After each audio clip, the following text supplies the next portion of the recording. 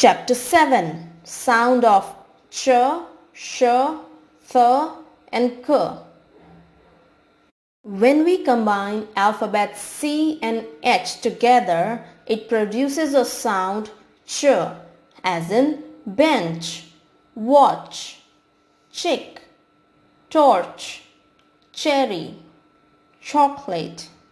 Similarly, when we combine alphabets S and H together, it produces a sound of sh, as in fish, ship, shell, shed, she, brush. Now let us look at the th sound. When we combine T and H together, it produces a sound of th, as in throat, thigh, tree, thread, earth, Thursday.